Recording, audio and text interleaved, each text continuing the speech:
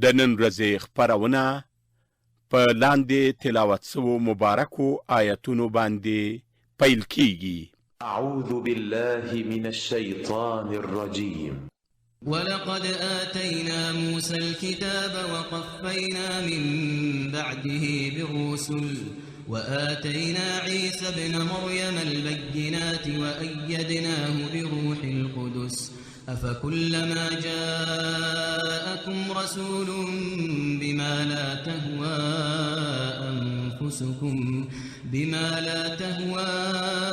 أنفسكم استكبرتم ففريقا كذبتم وفريقا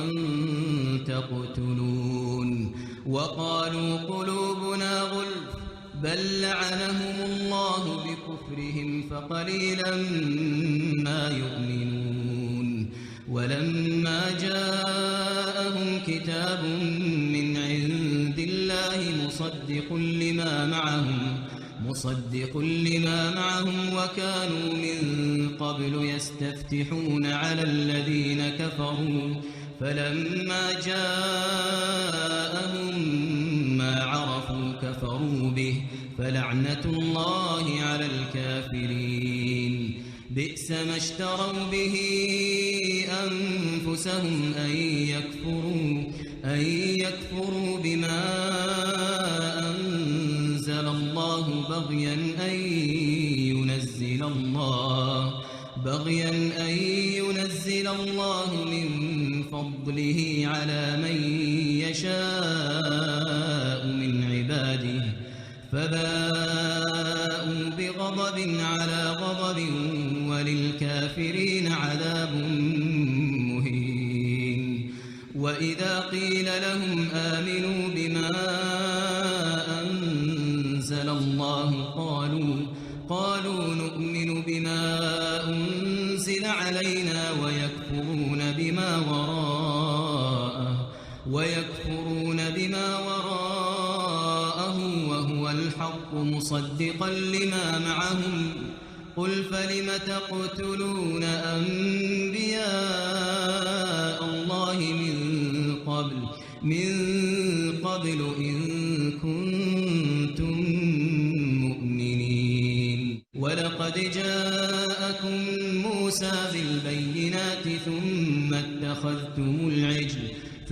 اتخذتم العجل من بعده وأنتم ظالمون وإذ أخذنا ميثاقكم ورفعنا فوقكم الطور خذوا ما آتيناكم بقوة واسمعوا قالوا سمعنا وعصينا وأشربوا في قلوبهم العجل بكفرهم قل بئس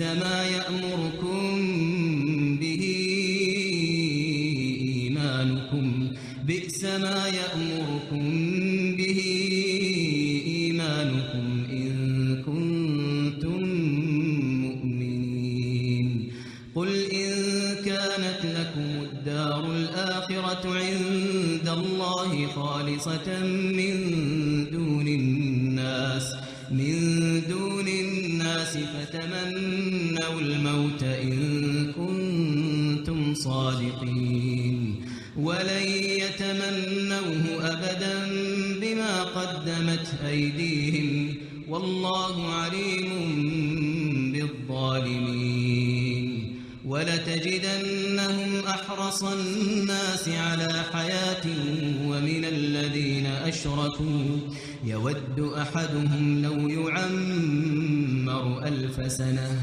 وما هو بمزحزحه من العذاب أن يعمر والله بصير بما يعملون قل من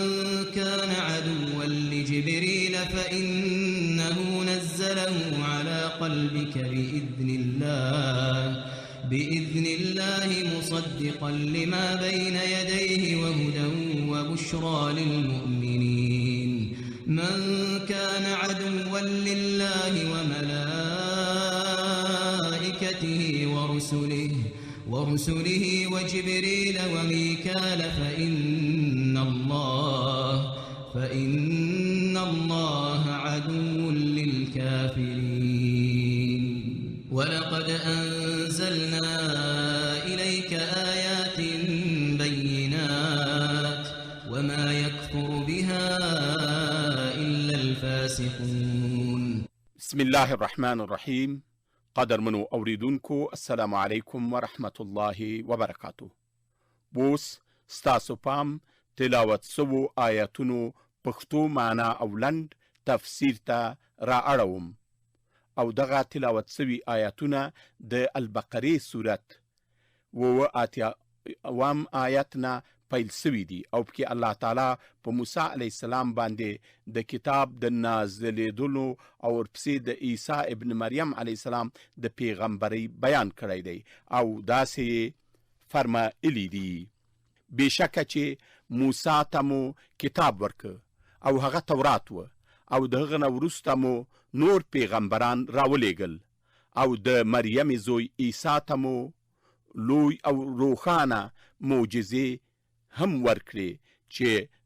د پیغمبرۍ تصدیق یې کاوه او په روح القدس یعنی جبریل الامین باندې مو د هغه نصرت او مدد وکړه. خو کله چې به کم پیغمبر تاسو ته ای یهودو راغی او د الله نه نازل لسوي وحیه به په هغه باندې ستاسو خوښې سره برابره نه وه او ستاسو نفسونو به هغه نه منله، نو په هغه باندې به مو کبر وکړه او ځانونه به مو د هغه نه غټ کړل او ځینې دغه پیغمبران مو دروغزن وګڼل او ځینې نورم ووزل او مړم کړل. او هم دغو یهودو اسلام پیغمبر ته وویل زمونږ زړونه قفل سوي دي او ستا خبرې مو زړو ته نه ننوځي، خو حقیقت هغسې نه دی چې دوی وایي، بلکې د دوی زړونه رټل سوي دي او الله هغوی د خپل رحمت نه د دوی د کفر په خاطر شړلی دي او ډیرو لږو د هغوی نه د اسلام په پیغمبر باندې ایمان راوړی. او کله چې یهودو ته د الله نه راغلی نوی کتاب یعنی قرآن